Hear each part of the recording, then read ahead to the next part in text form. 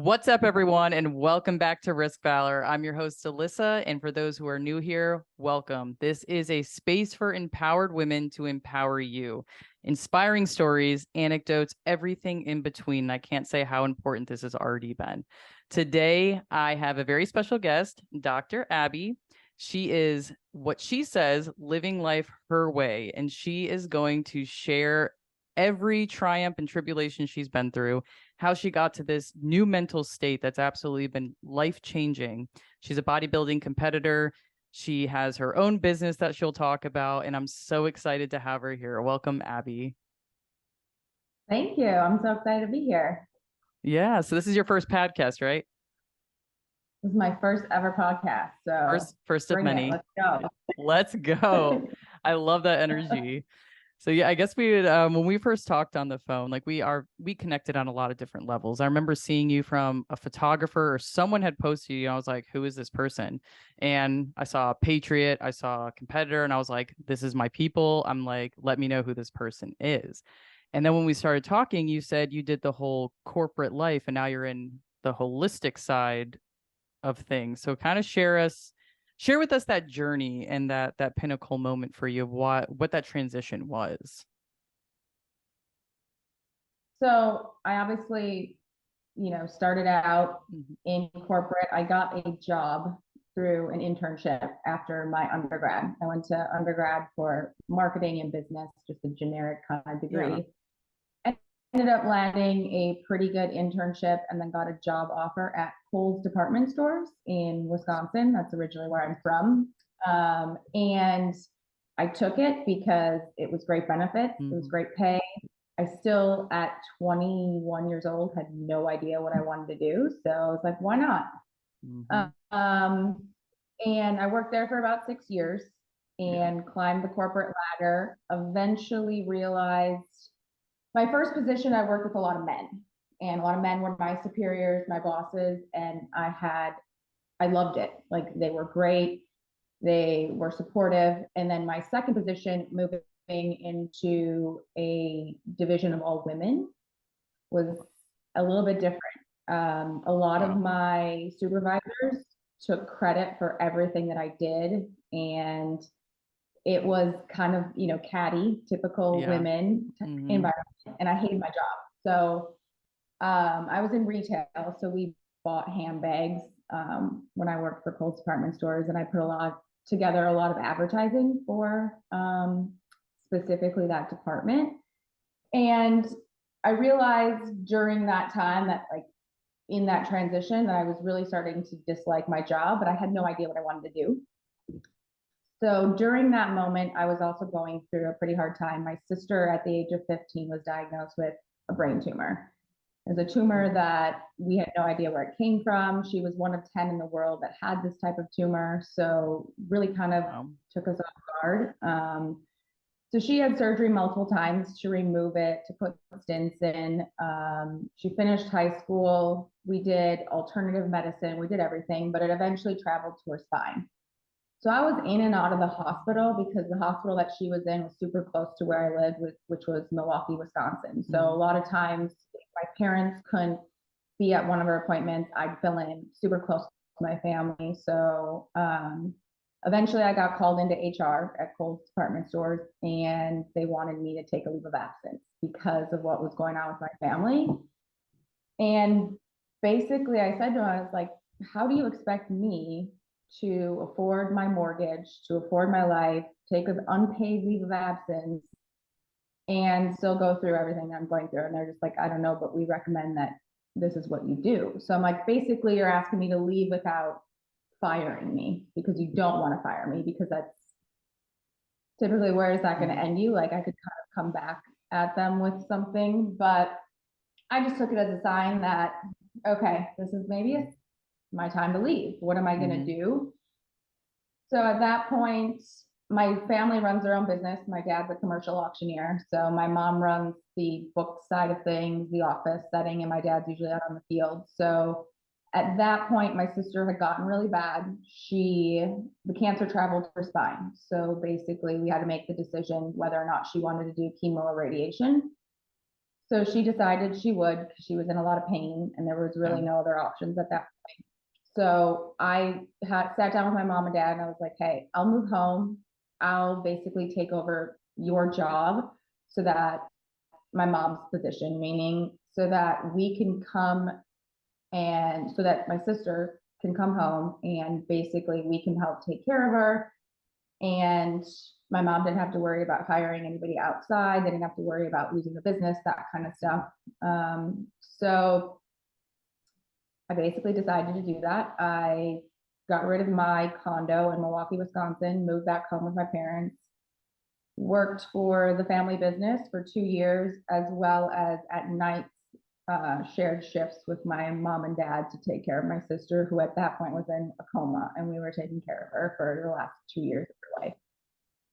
So fast forward to 2011, in August, we had to make the decision to pull the plug. She wasn't progressing. She was only getting worse. She wasn't coming out of the coma. The doctors were like, you basically need to make this decision, as tough as it is. There's really no coming back from this. So as a family, we decided to pull all the machines, and my sister journeyed on in August of 2011. And that fall, I went to go visit a school in Chicago, Illinois for Chinese medicine and acupuncture, and I started classes that December. Wow.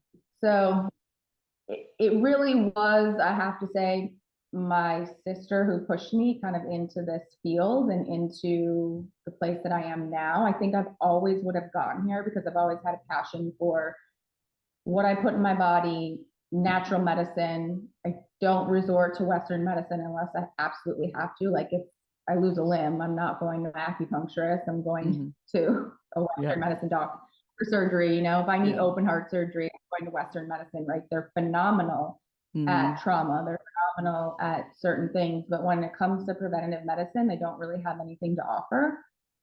So I've always been super intrigued by that type of medicine, and I've always been very, interested in what like I said, what I put in my body is very important to me, and what I put on my body. So I knew I wanted to do something in that realm. I just didn't know what, and I just kind of landed on Chinese medicine. Like there was really no rhyme or reason why I picked that, and I had no idea what I was getting myself into. I had no idea I was going to be 7 years of school, and I was going to have to learn Latin, Chinese herbs, formulas. Like I got myself way in over my head. Like I'm glad I did it, but I had no idea what I was doing. I was like, oh, this is just a degree, like little like certification, like a massage therapist. Not that massage therapists are wonderful, but they don't go to school for 7 years. I mean, I went, so it was a long road. And now I'm here in California. I have my own business. I have my own practice. I've extended it into functional medicine. I do labs and run functional medicine labs for a lot of women and men out here. I primarily like to work on hormones. A lot of us are suffering with just imbalances of hormones, imbalances of thyroid diseases, autoimmune. So that's kind of where like this degree or this path is shifting me into, like just doing more than just poking people with needles. Like I can do that all day long, but I also want some real hard data of what's going on in the body, what's not in balance, and what can we do to change it. I absolutely love where everything.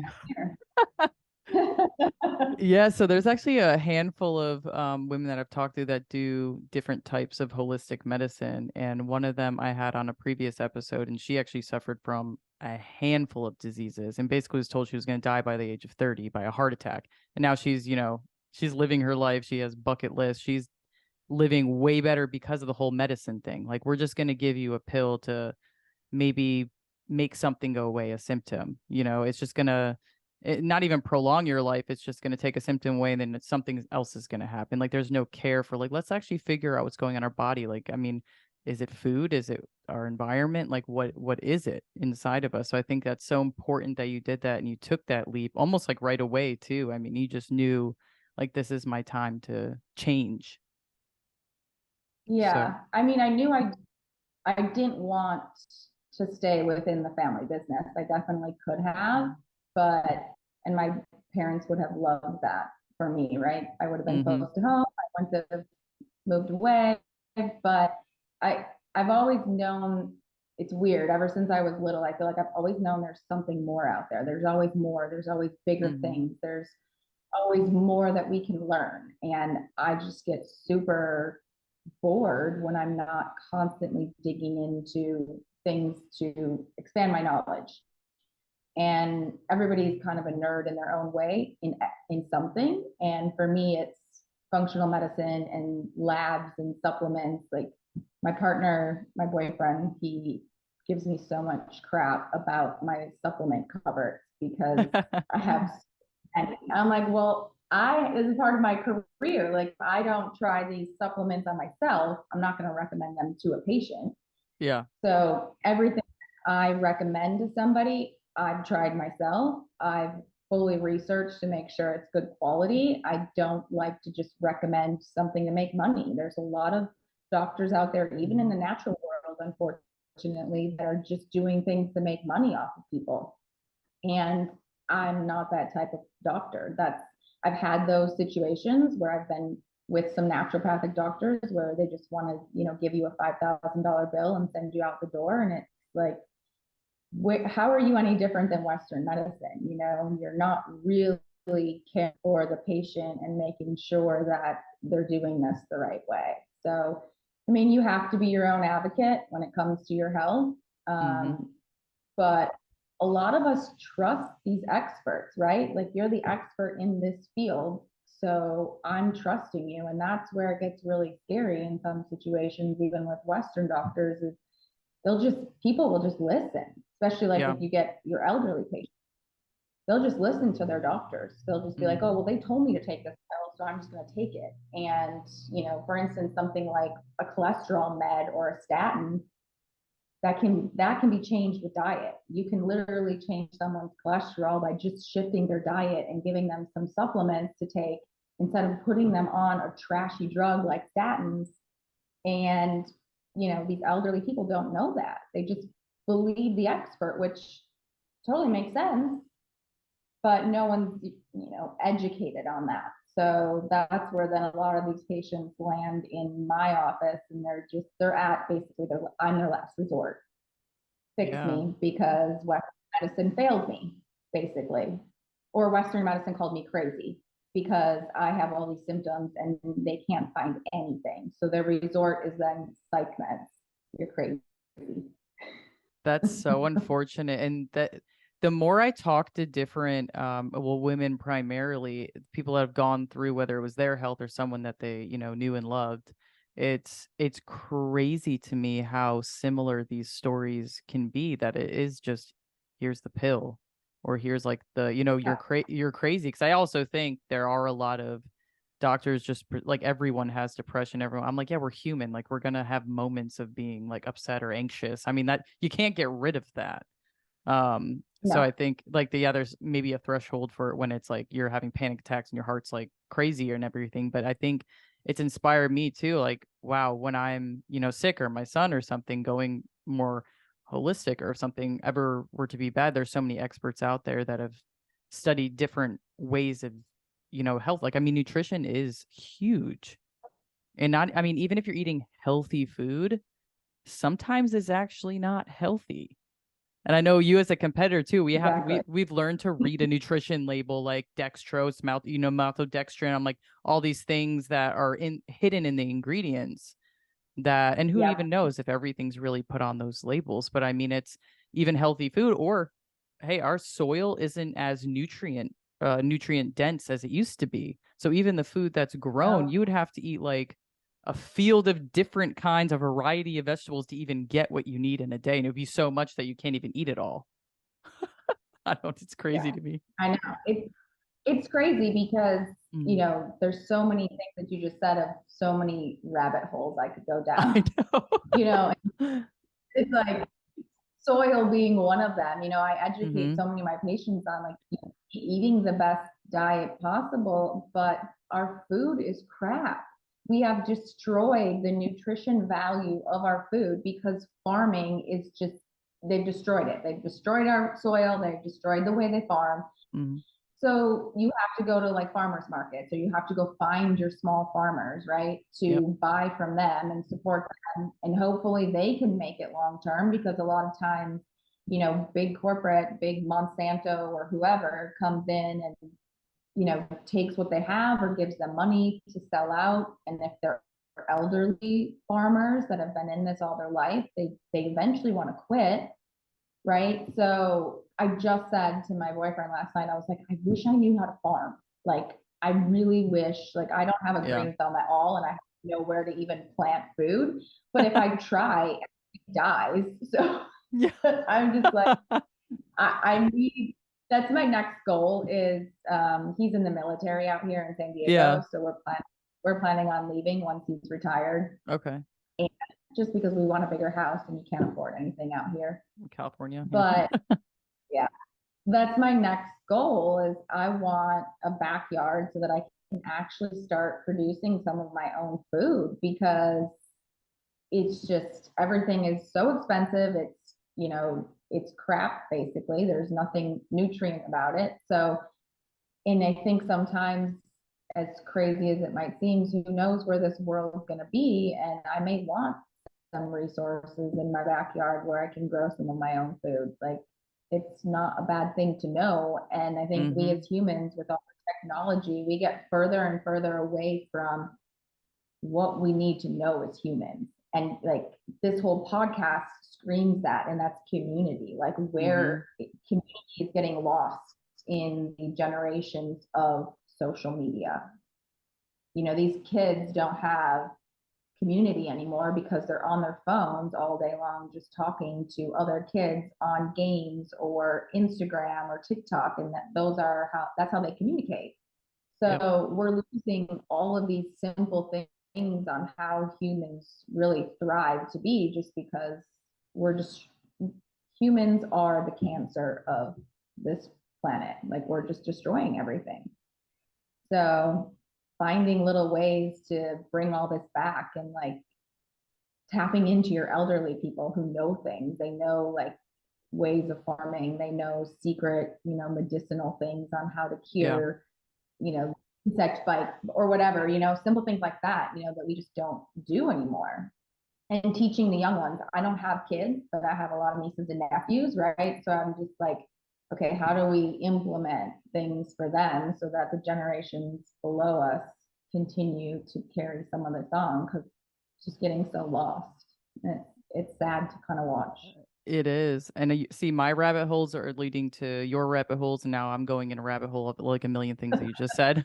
I'm like, oh my God, I have so many things I want to say. But like the whole like even growing up with like my grandmother always had a garden, right? So we would pick fresh fruit and vegetables and like do all that stuff.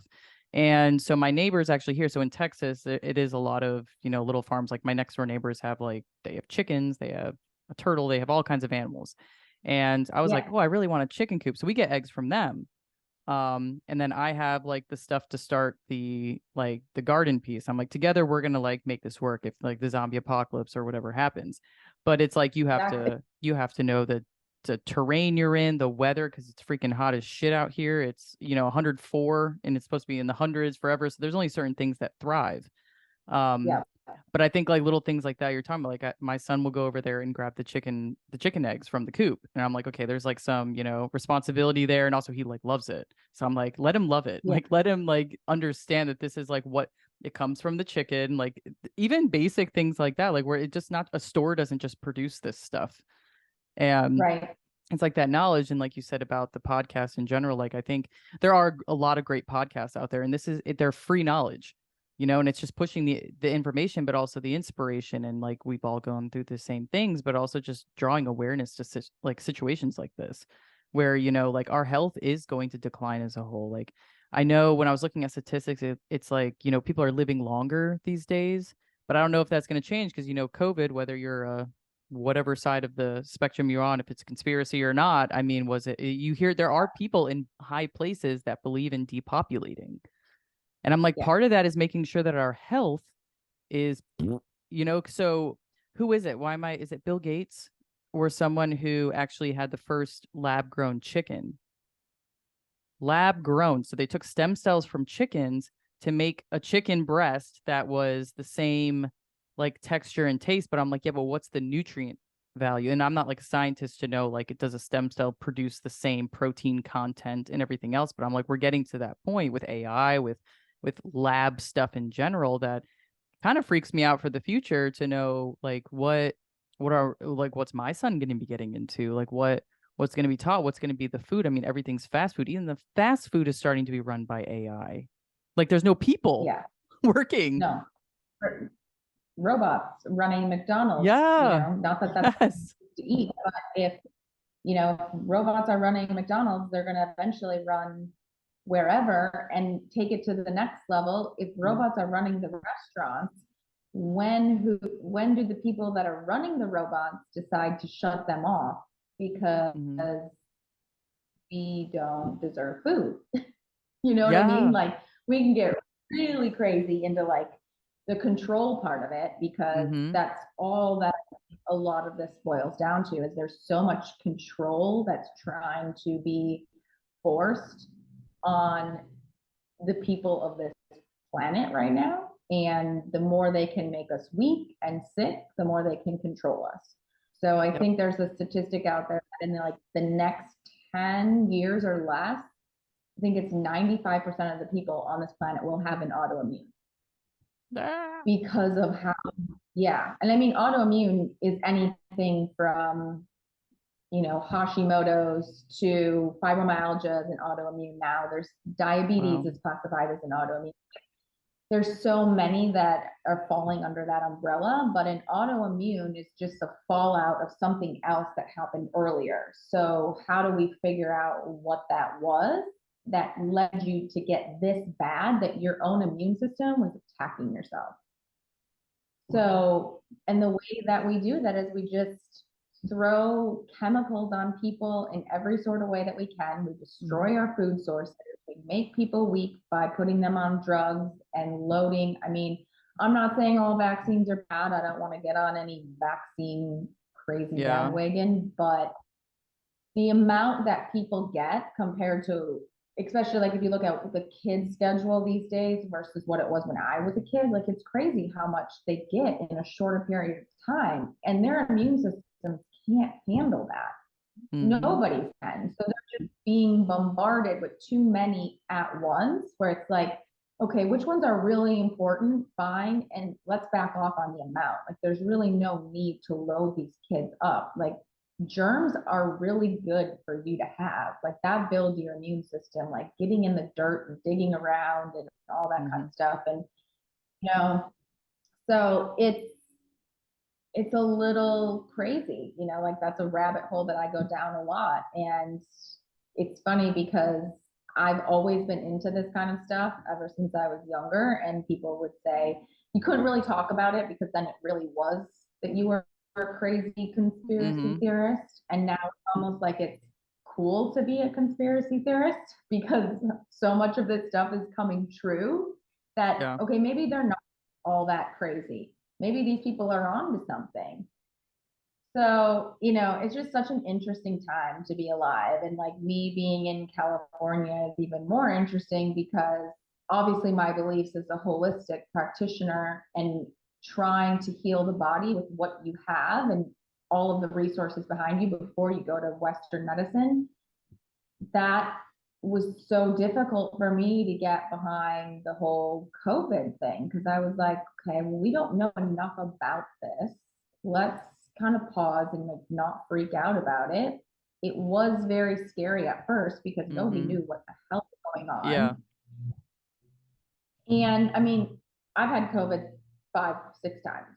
So I've had it from the worst possible symptoms to like it's just a minor cold, right? So, but I did everything naturally to, get myself on the other side of it and cure myself from it.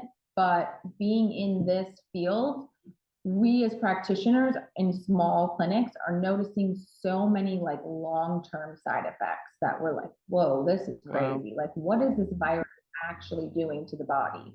Like, what did they actually plan? I don't know.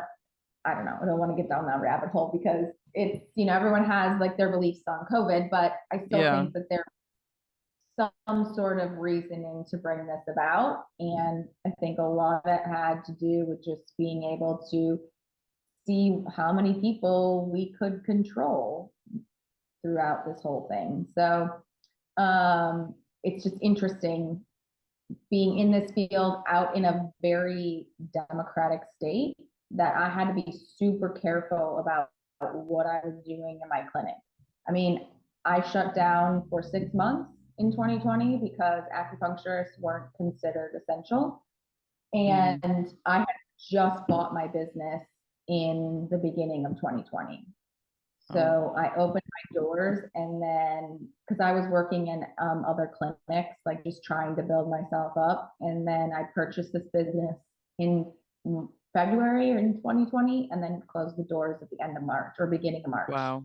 because of, so I was like, shit, what am I going to do? Like, how am I going to keep this place open? Like, thankfully, I had just taken out a small business loan to do like modifications and kind of build from there. So I had a little bit of income, but like I had no money. I was planning on making money from my business, and then I had to shut down. And then everybody here was like, well, you can't practice because you're not essential. And there's all these rules, and everyone was freaking out. And I'm like, well, and police were knocking on doors of other clinics and being like, you can't be open. So I was like, I don't want to lose my license. Like, that's terrifying. So it's, you know, it's been an interesting journey out here because everybody was also very like mask heavy. Like, when can we take the masks off and I'm not going to get turned in, or I'm not going to get like screamed at by patients because I'm not wearing a mask? Things like that, that were just like so many weird kind of things I never thought that I would have to like navigate as a business owner. Like, I mean, Chinese medicine helps all of this stuff so much, but yet I'm having to turn people away because they're sick. It just goes against everything that we learned in school. So it was definitely an interesting time to like navigate all of that. And now it's almost as if it didn't exist. And everyone's, I mean, we still have some people out here wearing masks, but pretty much all of our medical centers, everything has gone away with masks. You barely hear about COVID anymore. And it's like, whoop, it's gone. It's like, okay, it's not gone. The virus still exists. Just like everything else. But it's just like we created such a frenzy. So now it's like, okay, what's the next frenzy going to be? What are we going to get everybody all worked up and bothered about so that we can distract them from everything else that's going on and keep them kind of out of our hair per se, so that we can do whatever we want to do. And they're all over here worried about this. They're all freaking out about this. And we're keeping them stressed over this, right? And that's what keeps people sick. Like, stress is the #1 killer of cortisol, everything. Yep, that's where it starts, you know? Like, I'm a stress ball. Like, I am the epitome of a stress ball. So like during my competition, that was the hardest thing for me to lose towards the end for stage ready, was this little cortisol pouch underneath my belly button that just didn't want to go away. And I'm like, I've got to stop stressing because there's nothing I can do. Like, I can do as much cardio as I want, do 20,000 steps a day, but like, you know, and not eat, you know, be down to 1,400 calories or whatever it was. But if my cortisol keeps spiking, it's going to go straight to that area and continue to produce basically belly fat. So that's something that, I mean, I knew that, but when I went through it, I was like, what the hell is going on? I know, I can like, I was so frustrated. and I can say like I've been there, and the thing is, stress is, it's, I don't know if it's like over talked about or not talked about enough, but I mean, stress is so horrible for you, for your sleep, for your health, for like you said, weight. I mean, that was something like, I know, not even just competing in general. It's it's something that we have to learn to manage and deal with. And like mental health, that's another big one right now, is our mental health is a lot different these days because we're living in an age, a digital age, a social media age, a comparison and validation and all these other things. Um, and I'm just going to segue from the conspiracies and stuff because I could talk forever just on that, because we agree on a lot of things, and it's eye-opening and hopefully eye-opening for some other people, but it really is truly amazing. But as far as like the mental health piece, bodybuilding, 'cause I know you're a competitor and that probably had a correlation with some of the things you went through. For me, it was a healing process. I was doing bodybuilding to heal a part of me. And now like weightlifting has been a big part of my life for, years now at this point, probably for the last decade. And competing, not that I'm going to keep doing it because it's a big stress load and a lot to put on my plate when I'm doing so many other things. I loved it though. Yeah. And it was a huge part of my healing process. And I think mental health is talked about a lot, but it's very interesting how it's talked about because of the social media age. We're very comparing ourselves to each other. You mentioned earlier with the women, when you switch to a women's, not unit, but whatever you call it, like women run place in Kohl's, we as a women population are very catty, and I don't know why, very judgmental. We talked about this on the phone. I talked about this to every lady that's been on here, is such a like woman supporter, because that's what we should be doing. It is supposed to be community. It's not, there's enough for everybody, and it's okay to let people do their thing and let them shine and be genuinely happy for them. But I think that's what aids in this mental health crisis, you could say, is that community piece. Yeah, I agree 100%. And it was very eye-opening for me competing for the first time. I really expected to go into it and expected all of the women to be horrible. I expected everybody to be super catty. That's all I've experienced my entire life. I've experienced, women who are very catty. They put me down. That, the whole jealousy thing comes to play. Like I haven't had a lot of like great girl power girlfriend type of groups. Like I never have. So I've just kind of felt like I've always been on my own and I'm a loner, and that's fine. Like that's just the way it's going to be forever. And women are just that way. But that is probably the one thing that I enjoyed being on stage. Surprisingly, I had a lot of fun because I don't really like to be in the limelight. I get super nervous when everyone's eyes on you, right? But I walked away and I was like, holy shit, these women were all awesome. Like everyone was super supportive. Everyone was like there to like take photos of each other, to like pump you up backstage, to lift you up, to like compliment you. And you could tell it was real. It was genuine. No one was being fake. Now you're always going to have like some girls that are, come across a little bit like catty, or they're in their own world, and that's fine. Like you can't, there's going to be bad apples in every setting. It doesn't matter where you are.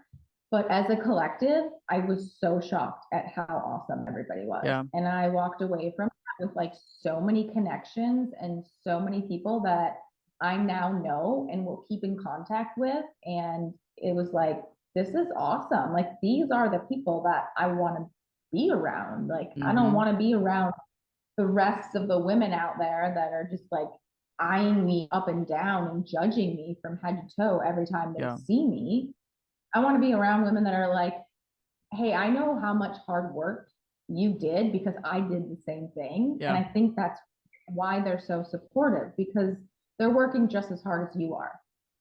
There's a lot of people out there that don't want to put in the work. They think that basically you just look like you do because you were born that way and you're lucky. And like they're not, right? So they start like, oh, I'm the victim, woe is me, she gets all the good things and I don't get anything type of mentality. And it's like, no, I bust my ass every day in multiple different ways to be where I am today. So I think that's why there's so much more respect in that field, in that setting, in the fitness world, because everyone's doing the same thing. And you're it's that really discipline. You're not competing against anybody here. you're competing against yourself, and everybody's on that same level. Like, how do I just perfect myself each time I step on stage, or each time I go through some sort of a workout challenge? Like, how do I just better myself every single time, right? Exactly. So, you know, it was awesome to see that. Like I said, you know, it's unfortunate that we as women are not like that, and a lot of even the young generations and girls are having a lot of, you know, traumas and mental illness issues because they're in the world of Instagram and TikTok and whatever else, and everyone's judging them all the time, or they're comparing themselves to the girl that's doing this. And it's just, I'm so glad I didn't have that growing up, like the social media aspect, but it's definitely, we as a human race need to figure out something to do to figure out the mental illness issue, especially amongst girls. It's because it's getting younger and younger. Yes, and I mean they have phones younger and younger, and I mean you're exposed to so much. I mean anyone can be an influencer or a model or a this or a that. Being influential, I would say, is different than just being on there doing whatever, but influential in a good way or a bad way. It could be both. But I do like what you said. A lot of things sparked my interest because the competitor world, like, yes, there is the discipline, there's a mentality piece. Like, yes, you're doing the same, essentially the same thing. So it's like people are so nice and they compliment you, and they, you know, it's a good feeling. Because I mean, like, yeah, I work my ass off. People will come out of the woodworks, like whether they're genuine or not. But it was a very impactful time for me. And I'm not saying, oh, if you need a mental health pick me up, go do a competition, but hell, it's a good one if you're looking for an option, because it's a challenge. And it's I mean, and it's not like I wish I could have just not been working and only focused on training. I probably would have looked 10 times better.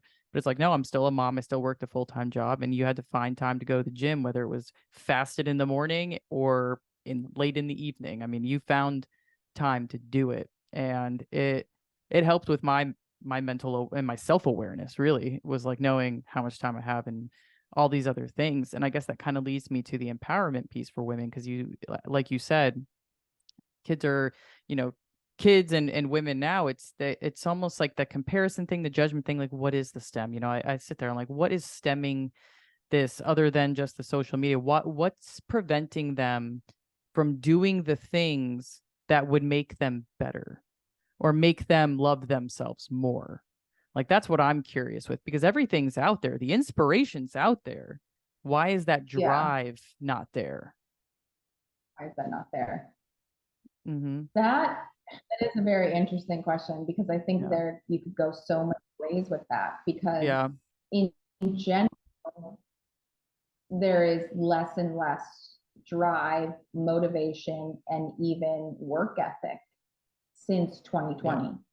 I mean, I'm trying to hire help at my clinic, and I've been trying to hire another acupuncturist because I'm so busy that I can't take on any more patients and I need help. And nobody wants to work. Nobody wants to like show up and like run their own business and be their own boss. And I'm just like, what the fuck is going on? Like, where is the drive? What the hell happened? Like, people just got super lazy and complacent and just okay with mediocre. And I'm like, I'm not okay with mediocre. You know, I always want something better, but it's discouraging. And it's not just in my field. Like, I hear it from every patient who's in different fields. I hear it in like the service industry. No matter who you talk to, no matter what business it is, like, nobody wants to work. So it's definitely an interesting thing where I think the motivation and the drive is lost, and it's lost in adults, which then is trickling down into kids. Because I mean, my parents taught me work ethic. I think that's where it comes from, right? And if you didn't have parents that really taught you how to work or forced you to work, and you know, use that as a tool to be a better person, like, you have to work for this. You don't just get everything handed to you. And a lot of kids do these days. So it falls a lot on parenting too. Parents are just not, you know, I have a lot of teacher population patients, and high school teachers, and they're just like, nobody's parenting anymore. Like, it's really sad. Kids are just, they're dropping out of high school. They don't, they don't want to do their homework. They don't care about their grades. They all just want to be influencers on social media. Yep. Generations below us, and kids not being parented really anymore, right? Like, you hand the kid the iPad and there you go off. I don't have to worry about it anymore. And not making kids maybe work in the yard, or, I mean, my parents forced us to go outside and play when we were little. They forced us to do weeding in the gardens and picking weeds during the summer and watering trees. I mean, I hated every single minute of it, but clearly it gave me some sort of a work ethic because I've always worked. As soon as I could get a job in high school, I got a job. And I loved having my own money. I loved being able to go and be like, oh, I work for this. I get to go and buy a new outfit because I worked for it, right? And I just don't think kids have that. Parents are losing motivation to parent, and technology just makes things easy. People are just becoming lazy and complacent, and that's carrying into our younger generations. So they don't know what they want. They don't have a passion. They don't know what it's like to even be passionate about anything. Like, even if it is in high school, like, I'm just passionate about getting that new outfit at the Buckle or Abercrombie and Fitch, and I'm totally hating myself because same stores that smelled amazing. Play tricks on your smell so that you buy more things. So I mean, that's what I wanted in high school. That's what I cared about. And my mom wasn't going to just buy it for me. So guess what? I got a job because that's what I wanted. And I don't think that kids have a whole lot of that. They don't have a whole lot of drive or passion around them. So it's like, how do we get that back? How do you instill that back into kids? Because you're never going to get it. And it's going to be a lot harder to figure that out as adults, because as you become an adult, then all these traumas get piled on, right? All these experiences get piled on, and it's harder and harder to figure out who the fuck you are really and what you really want. Like, I still don't know what I want to do for the rest of my life. Like, am I going to do acupuncture forever? I don't know. Like, I'm constantly branching out and doing new things. I mean, I'm 39 going on 40, and I decided to start competing in fitness competitions. Like, what the hell am I thinking? But why not?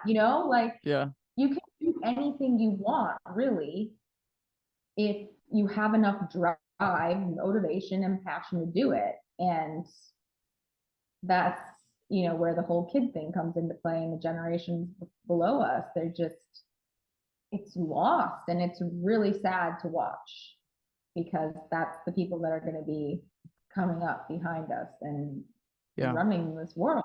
So I know. And no, I didn't mean to cut you off. It's a powerful way that you said that too. And as a parent, and my parents worked really hard, to the point of, like, if my dad, I remember him, and we hated every second, like you said, of these stupid chores of, like, putting up chicken wire fence around the entire yard. And it was like manual labor. You didn't earn anything from it. I never got an allowance as a kid, like, because we were very, like, middle class, like low middle class. Me, and I had 3 other sisters, but we learned how to work, and I owe a lot of who I am to that, because it didn't matter where I worked. I used to work in the warehouse of a Goodwill. I was a nanny, I was at this, I was that, but, like, I was like building displays. I'm like, I can't just be complacent. Like, I'm going to do my job to a T. And that's something that they instilled in me. And even now today, it's like, I can't be the least hardworking person anywhere. Even if I'm on my way out of something, I'm still going to give it everything. But I think it is important what you said with the kids in this generation, because they have so many more resources, which is so weird, because everything's at your fingertips. Like, I couldn't write papers with AI. I couldn't solve a math problem with AI. Like, I didn't even have a cell phone until I was a junior or senior in high school. So, I mean, because it wasn't a thing yet. It was not like not everyone had one. It was like, I remember only the rich kids had the iPhone when that first came out, and that blew my mind to see, like, a single screen. So I'm like, now kids already are exposed to what's out there. So it's like it's like a good and an evil, where it's like you have all the information to start a business or to be productive or to find new habits. There's an app for everything, literally. But also it's detrimental in the fact that we're losing touch with the basic roots or happiness, or just like smelling the fresh air and enjoying a cup of coffee and just communicating with each other in real life, in real time. I don't know. It's like, Yeah. I love when, Well, yeah. it's yeah, it's interesting because what's happening is there's actually, because I'm a nerd about this and I've been listening to more podcasts on dopamine hits, Mm-hmm. because dopamine is obviously everything that everybody wants to feel. You get dopamine from, doing some sort of drug. You get dopamine from your first drink of alcohol, like it hits you and that dopamine high comes. You get dopamine hits from breath work. If you really want to focus on how to do breath work, like you can increase your dopamine. But you get dopamine hits on social media, and social media knows that. They have it all figured out on how to like hit people at certain times to make them feel really high. And then they also know how to get into your algorithm and then give you a super hit of like low, where you almost get like depressed. And that's where you start comparing yourself on social media and you start looking at these things and other people and comparing yourself. And then you're like, well, I gotta keep scrolling, or I gotta keep doing something because I want that dopamine hit back. I want that Yeah. feel good thing back. So I gotta post. So I then will get a bunch of likes, which Yeah. is a dopamine hit. So it's this weird, cyclical thing that everyone's doing on social media to get more and more like likes. And Yeah. basically that's dopamine hit, right? So we feel good off of it, but it's only causing more issues where we don't even know that like walking outside and enjoying a hike could do that, something that's actually healthy for you. There's a lot of studies coming out about cold plunges, and that can actually raise your dopamine for like 3 to 4 hours by being in cold water, where dopamine usually doesn't last that long. Yeah. So things to get dopamine in a healthy way versus like this quick, easy way, which is basically like social media or going and drinking alcohol, which we're learning a lot about, more and more about what that does as far as like to the brain long term. But I think that's a big issue that we have, is that we're so disconnected from our bodies too and what's actually going on, that we just want these quick fixes. It's just like going to the doctor, like just give me that quick fix, give me that pill. Because guess what? It's really hard to do things that take time, and everything that you actually want and everything that's actually good takes time, and it's not easy. Yeah. But nobody wants to do it because it's too hard, it's too difficult, it's too much work to do that, when I could just go over here and someone can write my paper for me, right? Yeah. Exactly. So right, so that's where we're getting into like, yeah, we have everything at our fingertips. I mean, you can go on YouTube and learn any skill, right? You can go on YouTube and figure out how to build anything, but does that person have the drive and the motivation to do it? And that's like what we said before. I don't know where that drive and motivation is really getting lost, because I think that's like a multi-layered thing going on for a lot of kids. It And it is. starts with parents, but it's a lot more. Yeah. I mean, it's their environment. It's the school system, which the school system really only trains you to be a worker, a 9 to 5 worker, not an entrepreneur, not a competitor, not a, not even a military person. I just got that idea from my dad, and I was very passionate about the military. But I mean, there's so many different avenues, and I wish there was more like the entrepreneurial route or the creative space, because it was all very new. Facebook was very new when I was, growing up and going into college. That's all there really was. And when there was more, I didn't have it. I wasn't interested in all the fad stuff. And now I'm being exposed to so much, and it's like you either use it and wield it for good, or it takes over. And I'll be the first to admit that, yeah, when I first started growing my Instagram in 2020, when I decided to go completely from private to public, there was a dopamine high, to a point of like, was I lacking Validation that I like got, like, why was it that exciting to me? Because I'd never crossed my mind that I would even be in front of a camera in my life on a stage. And now, like, even doing a podcast now, it's like, wow, I've really come a long way. But like I said, there's always that good and that evil and how you're using it, and being aware of it too, like the effects that it has. Like I actually got rid of it earlier this year for like a few months. I got rid of all social media. All my social media currently, no notifications are on. Zero of them. I will never have notifications on my phone Yeah. because I don't want to be distracted. I don't want it to be the first thing I see when I wake up. Like other than texts and calls, because I have a kid and I have like work. I can't ignore that stuff.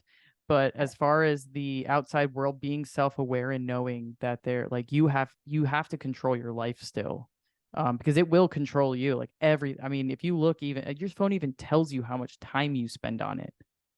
So in Right. that stuff, that's enough to make me put my phone down for a while. If I ever see it like exceed anything, I'm like, whoa. I'm like, okay, did we just get bored, or like what's going on here? Let's go find a new hobby. Right. Exactly. 'Cause how many you get 7 hours a day or something like that sometimes? And it's like, what was I doing this week? Yeah. What could you do with 7 hours a day that you weren't scrolling social media? Like none of that. I mean, maybe I was doing some educational stuff while I was on my Mm-hmm. phone, but for the most part, you look at, you're just scrolling through apps and you're watching stupid cat videos Uh, or reading, sending memes to all your friends. Like it's yeah. just, I mean, sometimes you need that, like Yeah. simple, just like to decompress and not a whole lot of stimulation, right? Like, let me just laugh at some Instagram videos or whatever and like Yeah. be done with it. But we're spending too much time on it. And, it's just getting worse with the more and more apps that we have. But we can't go backwards, right? We have Mm-hmm. all of this technology at our fingertips, and now AI is being released, right? So we can't go backwards. We're going to continue to move forward. And that's something that I've said to a lot of people. I think technology is just moving too fast Yeah. for human consumption.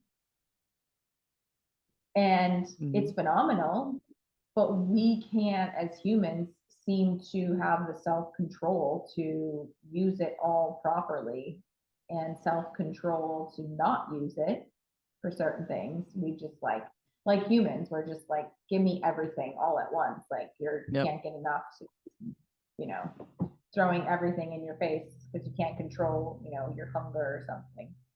Yeah. We just have way too much.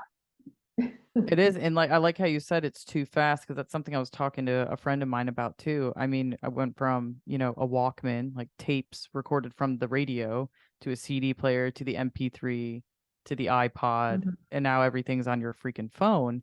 And there was another piece of what I was gonna say too, and now I've like lost my train of thought. But yes, it's way too fast, and to the point of like it's going to be our demise almost. It's um it like I can't even how fast it's gone. I'm like, where is it going to be tomorrow? Where's it going to be in 10 years? Like when my kid's growing up, like what are the flying cars really going to happen? I mean, they're already driving themselves.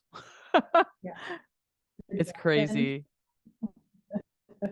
It's so crazy to me. Like it it's is. real. It's like it's so real. And the older I get, I just feel like that old person now where I'm just like, I just want to go live out in the middle of nowhere where there's like simple life and I can walk Yeah. out and have my cup of coffee in the morning and like smell like mountain air or something. Like I Yes. just like, and it's funny because I'm just like, I never thought that that's how I would be. Like I was always moving from the next city to the next city because I wanted more. I wanted more. I wanted to experience more. I wanted to be in the city life. And now I'm like, get me back out to the country. Get me out to like small town people and where people are real and people are, still living like, off the land and know how to Yeah. farm and things like that. So yeah, it's just interesting that you get older and you want things simpler, right? And we're kind Yeah. of going the opposite way as humans. We're just Yeah. going too fast in regards to technology. Oh yeah, that's what I was gonna say. That remind when you said it again. So we're in the next day era. We're in the Amazon era, right? Everything's next day. Everything's now. everything is like, we have a now expectation management problem where things are completely blown out of proportion. Like, oh, like your phone glitches for a second or takes too long to load something because the Wi-Fi is not great. And it's like, stupid phone. I'm like, actually, it's like the most intelligent piece of like instrument that's ever been brought. You know what I mean? It's like, it's so crazy. Like, when's my DoorDash going to get here? Like, remember when we didn't have Uber and someone had to be sober, or like you had to have a DD or a parent or something? Or I mean, it's crazy how much is out there that I'm like, you guys don't know how good like you have it. Like when I was in college, there was no Uber, there was no Yeah, like anything like that. Um, no. but I don't know, it's too fast. And I like that we kind of, I love when like a conversation turns into something that I didn't expect, because it's so exciting. It's so like, it's so enlightening too, that I mean, there's still people out there trying to push the information out. It's knowledge is power.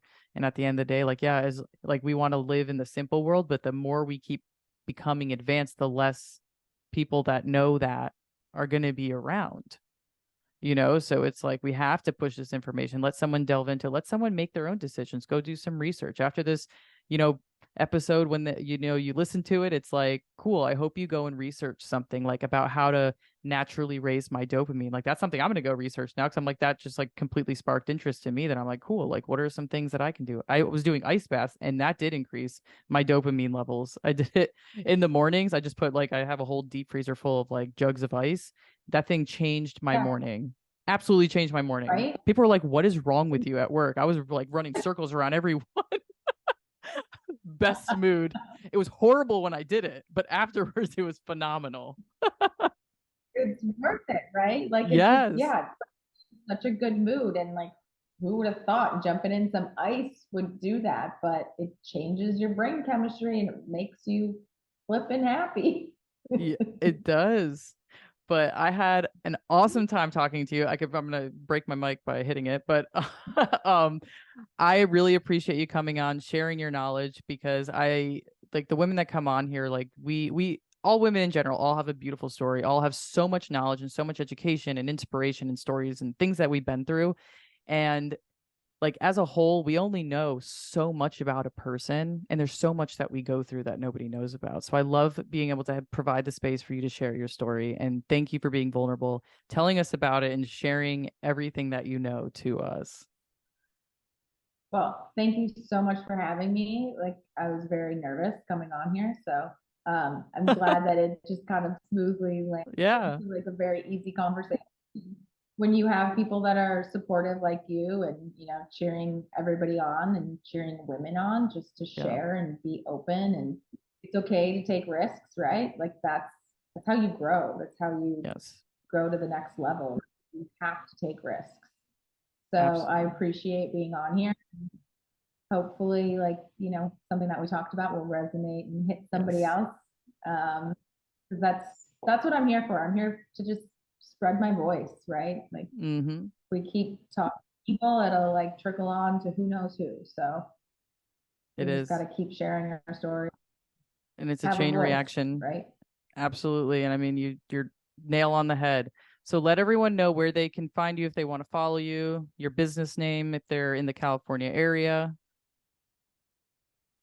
Yeah. So my Instagram handle is Dear Abby underscore Dear Abby. If anybody knew who the columnist was back in the day, Dear Abby, people would write to her and ask her advice, questions.